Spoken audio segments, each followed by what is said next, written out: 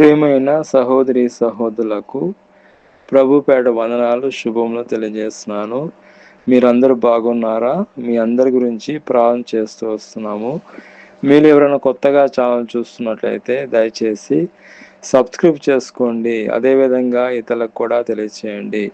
ఈరోజు మనం దేవుని వాక్యంలో నుంచి నిన్ను నీవు తగ్గించుకొనుట, దానికి రెఫరెన్స్ చూసుకున్నట్లయితే మత్తయి రాసిన సువార్త 23వ అధ్యాయము 12వ వచనంలో తాను తగ్గించుకున్న వాడు హెచ్చింపబడను. మనం ఎప్పుడైతే దేవుడి దృష్టిలో మనం తగ్గించుకుంటామో దేవుడు మనను తగిన సమయంలో మనల్ని హెచ్చిస్తాడు. మనము తగ్గింపు గురించి మనం నిర్వచనం చూసినట్లయితే బైబిల్ ప్రకారము మనం ఇతరుల ముందు లేదా దేవుని ముందు తగ్గించుకున్నప్పుడు మానవ దృష్టిలో మనం చిన్నవారిగా కనిపించవచ్చు, కానీ దేవుడు మనల్ని తగిన సమయంలో నిశ్చయంగా గణపరుస్తాడు.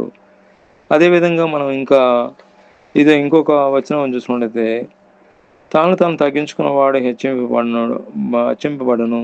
బైబిల్లో అత్యంత ప్రాముఖ్యమైనది దేవుడి దృష్టిలో దీనత్వము యొక్క ప్రాముఖ్యత తెలిపే ప్రధాన వచనము. కాబట్టి మనం చూసుకున్నట్లయితే తగ్గింపు అనంటే ఏంటి మనం చూస్తున్నాము. ఇప్పుడు నిజమైన తగ్గింపు అనేది ఏంది మనం చూసుకుంటే, నిజమైన తగ్గింపు అనగా స్వార్థము, అహంకారము లేకపోవడము, నేను అనే స్వభావాన్ని పక్కన పెట్టి దేవునిపై పూర్తిగా ఆధారపడము, ఎదుటి వారిని మనకంటే యోగులుగా గొప్పవాణిగా ఎంచడమే నిజమైన తగ్గింపు. కాబట్టి మనం చూసుకుంటే తగ్గింపు గురించి మనం చూసుకున్నాము, నిజమైన తగ్గింపు గురించి మనం చూసుకున్నాము. అదేవిధంగా యాకోబు రాసిన పత్రిక 4వ అధ్యాయం 6వ వచనంలో దేవుడు అహంకారాలను ఎదిరించి దీనులకు కృప అనుగ్రహించును.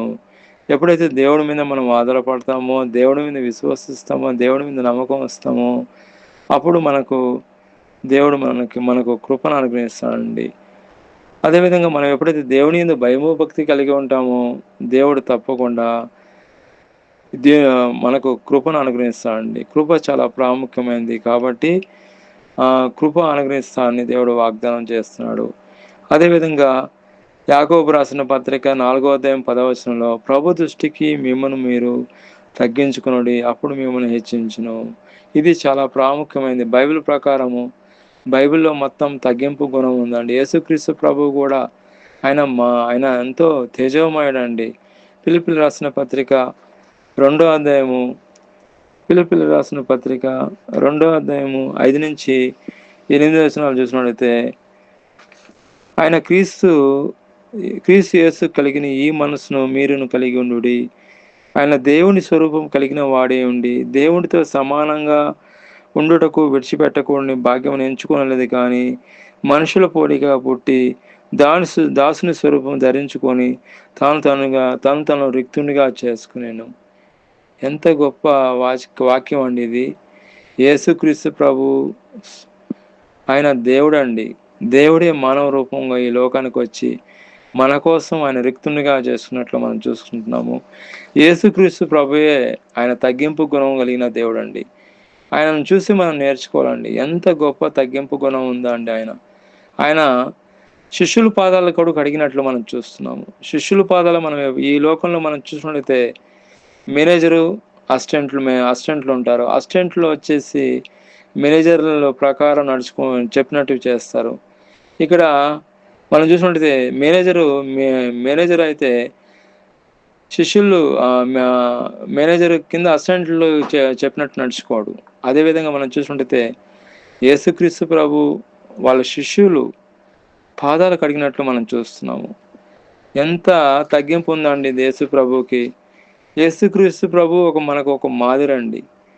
కాబట్టి ప్రభు దృష్టికి మిమ్మల్ని మీరు తగ్గించుకునండి, అప్పుడు ఆయన మిమ్మల్ని హెచ్చించును. యాకోబు రాసిన పత్రిక 4వ అధ్యాయము 10వ వచనంలో చూసినట్లయితే మనం తగ్గించుకొని దేవుడి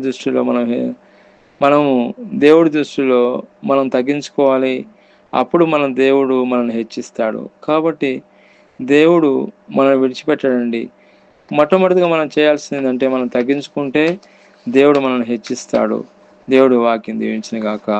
ప్రార్థన. ప్రియమైన మా పరలోక తండ్రి, యేసుక్రీస్తు ప్రభు పరిశుద్ధ నామమును బట్టి మీ సన్నిధికి వస్తున్నాం దేవా. ఎక్కడైతే ఇద్దరు ముగ్గురు మీ నామలో కూడి ప్రార్థన చేస్తారో అక్కడ మీరు ఉంటాను దేవా.